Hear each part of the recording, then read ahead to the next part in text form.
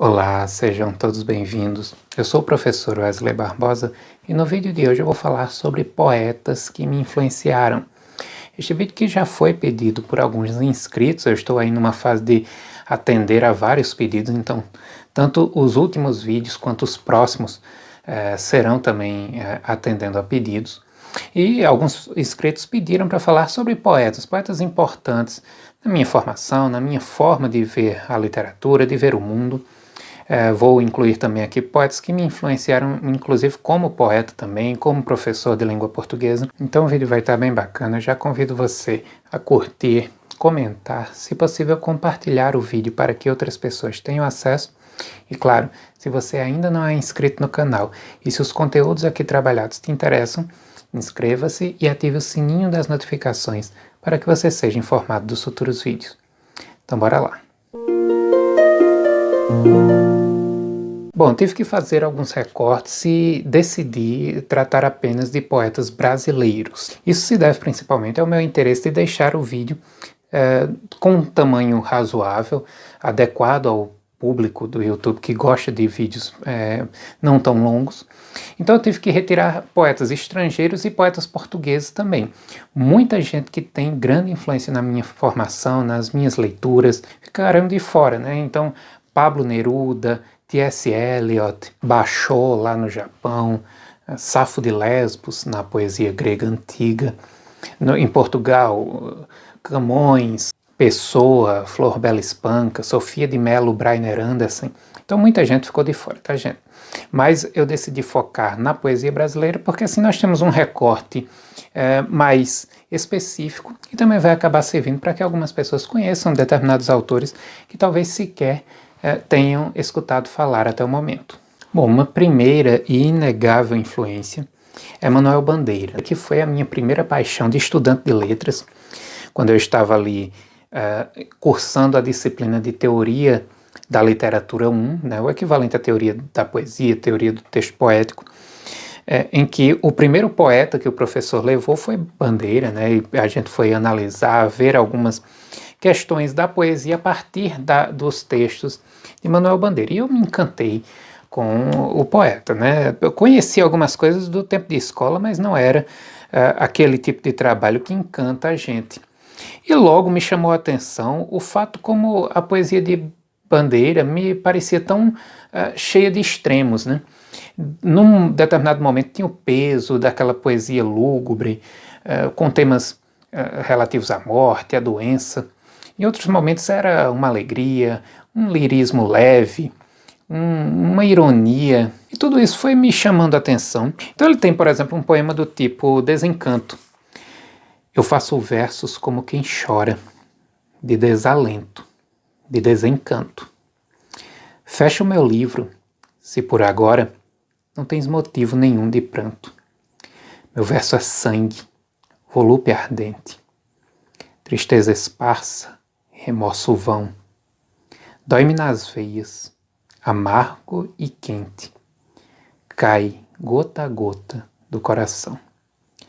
E nestes versos de angústia rouca, assim dos lábios a vida corre, deixando um acre sabor na boca. Eu faço versos como quem morre. Bandeira que se descobriu tuberculoso muito cedo. Então o poeta meio que passou a vida esperando a morte. E o primeiro livro, desde a epígrafe, enfim, o tom geral do livro diz bem dessa situação. E chega um determinado momento em que ele decide brincar com essa situação, né? Quando vai lá para pneumotórax, aqui já em libertinagem, em que ele diz: febre, hemoptise, dispneia e suores noturnos. A vida inteira que poderia ter sido e que não foi. Tosse, tosse, tosse. Mandou chamar o médico. Diga 33. 33, 33, 33. Respire. O senhor tem uma escavação no pulmão esquerdo e o pulmão direito infiltrado. Então, doutor, não é possível tentar o pneumotórax? Não. A única coisa a fazer é tocar um tango argentino. E ele brinca com a própria situação, né? Uma ironia que tem que ser bem natural para que não pareça forçado e tal. E quem conhece a poesia de Bandeira, quem se torna íntimo da poesia de Bandeira, acha bem natural esse tipo de ironia que ele faz com sua própria situação. Bom, a influência de Carlos Drummond de Andrade é inegável, né? Afinal de contas, eu escolhi este poeta para o nosso projeto de Poeta do Ano aqui no canal, que vimos já desenvolvendo ao longo de todo o ano de 2021. Já tem vários vídeos aí a respeito dele.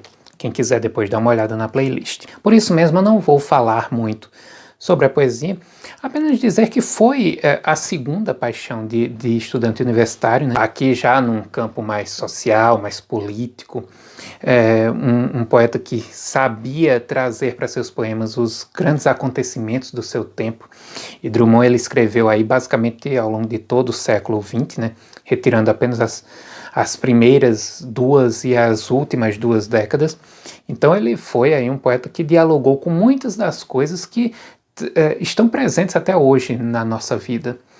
E por isso mesmo, e não apenas por isso, né, o Drummond metalinguístico, das memórias de infância, enfim, tudo isso me encantou muito neste poeta. Bom, se Drummond e Bandeira foram as 2 primeiras paixões de estudante universitário, Augusto dos Anjos foi o primeiro poeta para o qual eu abri os olhos, isso ainda na época de escola, a partir de um trabalho que uma professora passou. E a gente começou a ler, eu acabei me apaixonando, principalmente o poema Versos Íntimos.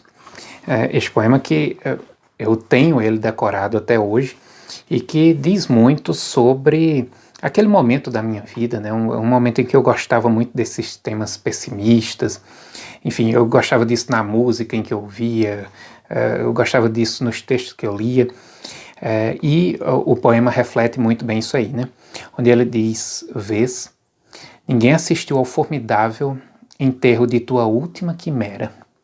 Somente a ingratidão, esta pantera, foi tua companheira inseparável. Acostuma-te à lama que te espera.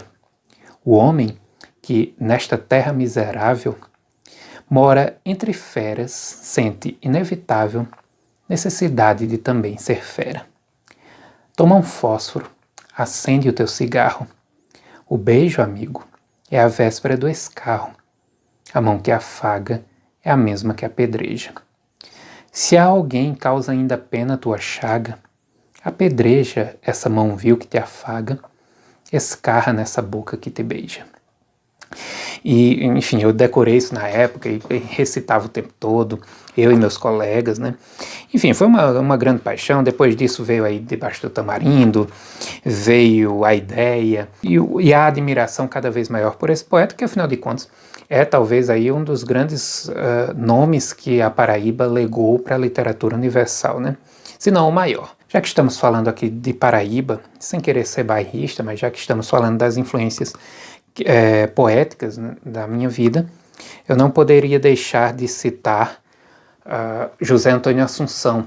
Nós temos aqui o seu livro O Câncer no Pêssego, uma edição, enfim, né, praticamente artesanal aqui, de um poeta de primeira grandeza, tá, gente? Esse poeta aqui, se ele tivesse tido influência acadêmica e política e tivesse publicado em algum grande centro aí do nosso país, ele seria hoje considerado um dos grandes poetas brasileiros. Aqui nós temos um poeta extremamente influenciado pela mitologia, de um verso muitas vezes até difícil de entender pelas referências que traz, às vezes de uma sensualidade muito bacana. Eu trago aqui a leitura de Entre Beijo e Boca, Ranhuras, onde ele diz que há mais que pérolas na ostra que apertas entre as coxas. Há bem mais que pérolas no céu crustáceo desta ostra. Entre teu sexo e tua boca, distância nenhuma. O tempo de saber teu corpo na ponta da língua. Tão tenso este momento na ranhura de teu lábio, que se me tocas agora, certamente estalo. Navega-me, amor, navega-me, até que as nossas vagas, grávidas de amar, esbatam-se contra as dunas, feito gaivotas estremecidas. Em outro momento, no poema Natal 1987, ele traz um poema com elementos de memória e diz o seguinte: O perdido gesto de vasculhar os sapatos na manhã dos cimos. Os próprios sapatos, itinerário de ti, já quedam rotos nas rugas do tempo. E o menino antigo, só de teimoso, suporta o presente. Poeta de primeira categoria que me influenciou muito, né?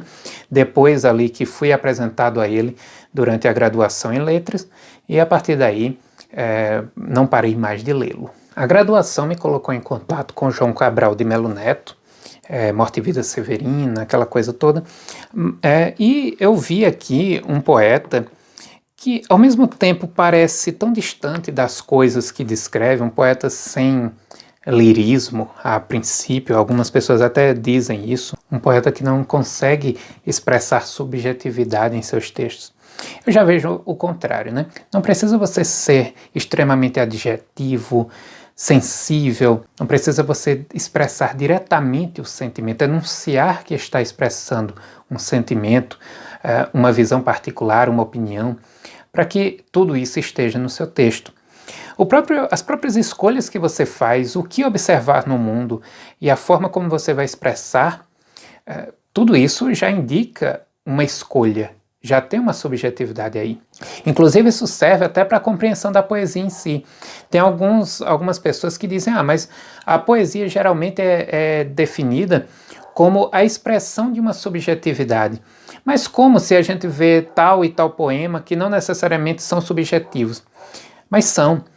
Justamente no olhar sobre aquela realidade, o escolher tratar isso e não aquilo, a forma como elenca as várias impressões e traz isso para o papel, é aí que está a subjetividade do texto poético. Não precisa você falar de amor, você confessar seu gostar ou seu não gostar de alguém, sua decepção com a vida, com o mundo, para que você seja subjetivo. Por exemplo, aqui em Fábula de um Arquiteto, João Cabral de Melo Neto diz: a arquitetura, como construir portas de abrir, ou como construir o aberto. Construir não como ilhar e prender, nem construir como fechar secretos. Construir portas abertas em portas, casas exclusivamente portas e teto. O arquiteto, o que abre para o homem.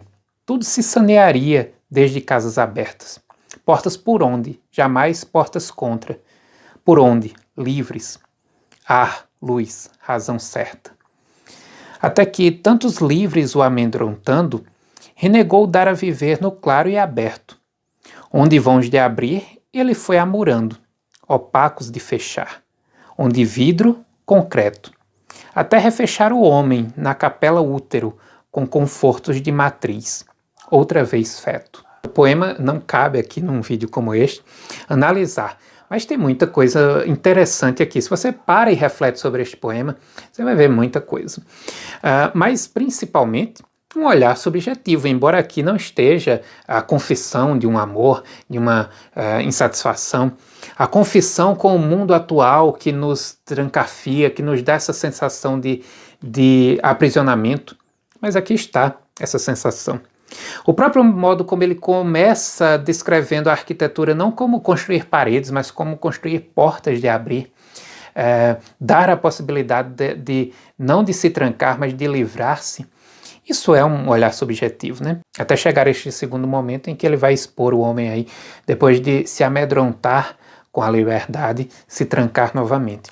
Mas esse poeta aqui me mostrou uma nova forma de expressar a si mesmo e o seu olhar, a sua impressão sobre o mundo. Uma poesia que não descreve necessariamente as impressões que expressa, mas que traz essas impressões no modo particular como as coloca no papel.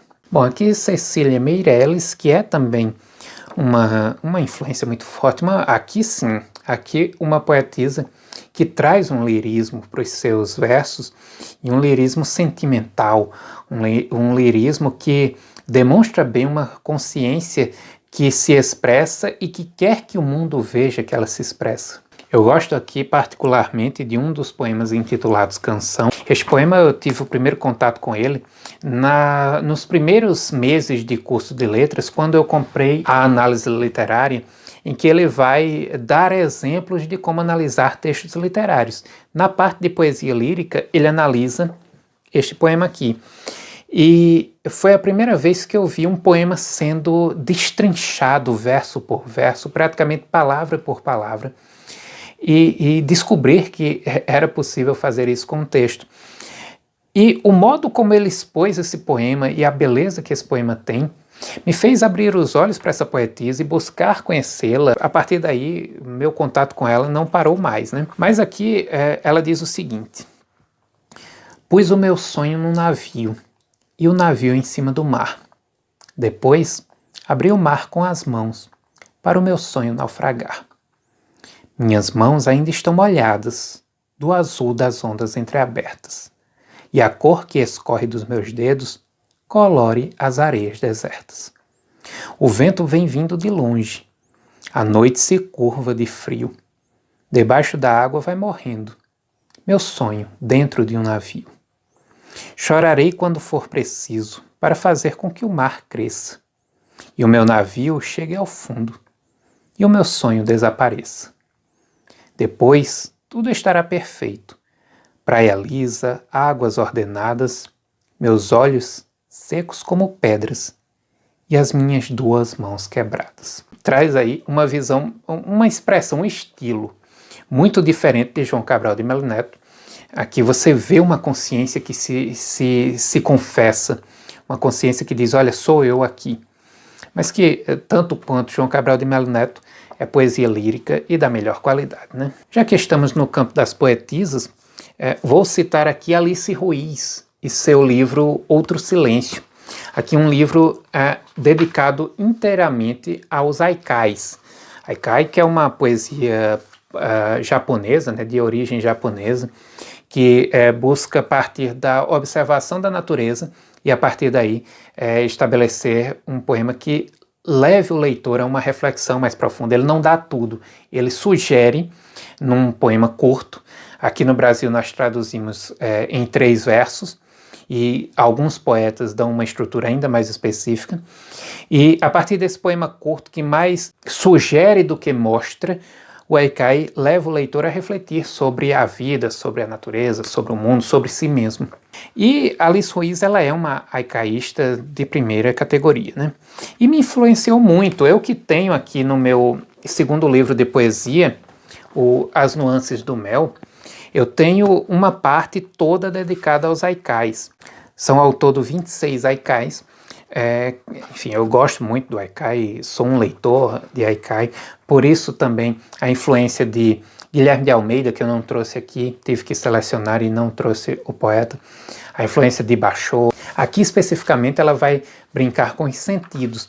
Então num determinado haikai, ela coloca em primeiro plano a audição e diz: debate de poetas, periquitos nos beirais falam muito mais. Já num outro, ela põe em evidência o tato e a visão e diz, lado a lado, as árvores se olham e se desfolham. A princípio você olha e diz, mas esse poema não me disse nada.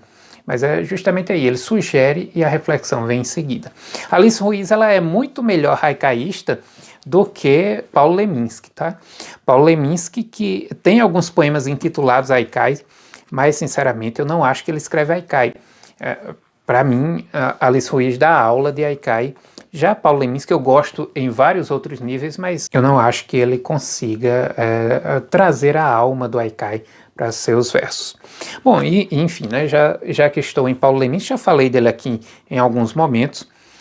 Um poeta com o qual eu entrei em contato na graduação, por acaso eu vi um livro dele e comprei. E aqui eu entrei em contato com a poesia imagética, com a poesia que brinca com as palavras, com as sonoridades, que brinca com as significações. Uma poesia que dialoga muito com a metalinguagem, né, reflete muito sobre o próprio fazer poético. E eu vou trazer aqui o poema Uma Carta, Uma Brasa Através, que é justamente o primeiro verso do poema, né? Não tem título, por isso nós utilizamos o primeiro verso. E ele diz, uma carta, uma brasa através, por dentro do texto. Nuvem cheia da minha chuva, cruza o deserto por mim. A montanha caminha, o mar entre os dois, uma sílaba, um soluço, um sim, um não, um ai, sinais dizendo nós, quando não estamos mais. Em outro momento ele diz: não sou o silêncio que quer dizer palavras ou bater palmas para as performances do acaso. Sou um rio de palavras. Peço um minuto de silêncios, pausas, valsas, calmas, penadas e um pouco de esquecimento. Apenas um e eu posso deixar o espaço e estrelar este teatro que se chama tempo. Enfim, novamente aqui, metalinguagem, descrevendo bem o que ele utiliza em seus textos, alguns de seus expedientes. E aqui um poema que utiliza bem a sonoridade, não sei se vocês conseguiram perceber, em determinados momentos, as sibilantes e a alternância delas com as oclusivas causa aí uma sonoridade bem bacana. Foi o poeta que eu estudei na minha dissertação de mestrado, e é uma poesia com a qual eu me identifico muito, que também tem uma influência em alguns dos meus textos, que eu acabei produzindo depois. Mário Quintana, bom, vocês veem que minhas influências são bem plurais, né? E aqui eu trago Quintana, que é outro poeta que sabe ser muito lírico, muito leve na sua poesia. Quintana, ele tem, a poesia dele reflete alguém que está o tempo todo refletindo sobre a morte e a possibilidade de sua chegada. Isso é algo muito forte em vários de seus livros, você percebe isso. Mas a presença da morte aqui é como aquela coisa calma, sabe? Alguém que espera com a tranquilidade de que não deve nada para a vida, para o mundo, de que não está nem aí com o que as pessoas disseram a seu respeito, o que as pessoas pensaram. É aquela pessoa que está totalmente despreocupada. É um poeta que parece muito leve, uma consciência tranquila, uma consciência em paz. A poesia dele reflete muito isso, né? Não se pega refletindo sobre grandes temas, não é aquele poeta que carrega nas costas o peso do mundo, como Drummond, por exemplo. E eu gosto muito do bilhete, né? Bilhete que diz: se tu me amas, ama-me baixinho. Não o grites de cima dos telhados. Deixa em paz os passarinhos. Deixa em paz a mim. Se me queres, enfim, tem de ser bem devagarinho, amada, que a vida é breve e o amor mais breve ainda. Bom, por fim, um outro poeta que também é do meu estado, né, e que eu também admiro muito, é o poeta Ronaldo Cunha Lima. Foi o poeta que eu estudei na minha monografia. Estudei o motivo gerador da ausência na sua poesia, uma análise estilística que eu fiz. Bom, é realmente um poeta em que a ausência está presente o tempo todo, né? A ausência de uma amada, a ausência de um determinado espaço da infância. Inclusive a poesia dele reflete bem detalhadamente 3 momentos. A vinda de algo, a presença de algo em sua vida, a partida desse algo, né? Ou seja, o afastamento, e a reflexão sobre os efeitos que essa partida ou que esse afastamento causam. Eu queria ler aqui um poema que resume bem esses 3 momentos que eu falei, aqui do livro Azul Itinerante, Poesia Policrômica. As cores são muito presentes na poesia dele, e aqui ele constrói um livro todo a partir da presença do azul em sua vida. O azul para ele representa muita coisa. Eu tive a oportunidade de entrevistá-lo, ele hoje já é falecido, e ele me falou o quanto que o azul era significativo para ele. Representava muitas vezes tanto uma alegria quanto uma tristeza. E esse livro reflete bem isso. E aqui ele diz: ela veio ao encontro dos meus braços, com os agraços da posse pretendida, e se apossou de mim, da minha vida, compassando o meu passo aos seus compassos. Dispôs caminhos, concebeu espaços, ei-la agora do espaço seu perdida, procurando encontrar uma saída no labirinto azul dos próprios passos. Horizontes finitos de amores, com que tintas festejas, quais colores dispões nos céus dos sonhos terminados. Por cambiantes tons das nossas dores, acabamos distantes, incolores, dos espaços azuis imaginados. Um soneto que também tem aqui muita aliteração, né? E que traz aí a vinda, a ida e os efeitos. A reflexão que esse ter e depois o não ter causam em sua vida. Um poeta que me influenciou bastante na utilização de sonetos. Ele é um sonetista de primeira linha. Ele é alguém que sabe utilizar a versificação a seu favor para criar ritmos e possibilidades de expressão as mais variadas, e por isso mesmo é um dos poetas que eu mais admiro aqui no meu estado. Bom, e dessa confluência de autores que utilizam a metrificação, os versos curtos, a brincadeira com os sentimentos mesmo, com a ausência de um determinado amor, de uma determinada pessoa, enfim, nasceram alguns de meus poemas. E eu quero deixar aqui apenas um no fim deste vídeo, para que vocês vejam um pouco de como eu trouxe isso para a minha obra, né? Prestando Queixa, o título. E eu digo: ontem te vi novamente, pus o coração no bolso, mas não quiseste roubar. Bom, tá aí, né, gente? As minhas influências poéticas, os autores que ou contribuíram, ou mudaram, ou ampliaram o modo como eu vejo a poesia, como eu vejo a literatura, como eu vejo o mundo, como eu vejo a mim mesmo e o meu lugar dentro dessa loucura que é este mundo em que vivemos, e também alguma influência exerceram dentro daquilo que eu brinco de expressar aí nos meus textos. Futuramente eu farei um vídeo tratando das influências no campo do romance, dos contos, trazendo autores também estrangeiros, que é bem bacana. Espero que vocês tenham gostado do vídeo e que possam aí, se não conhecem algum dos autores aqui trazidos, né, apresentados, que tenham aí o interesse de conhecer, porque tem muita coisa boa, tá, gente? O Brasil, de norte a sul, tem muito poeta de grande qualidade aí, produzindo, tanto os mais conhecidos e que às vezes nós não lemos por algum motivo, quanto também aqueles que sequer conhecemos aí, que estão nas províncias, mas que tem muito a oferecer à literatura. Não esqueça de deixar seu comentário, porque sua participação é muito importante aqui para o canal. Eu agradeço muito a audiência de todos vocês e até o próximo vídeo.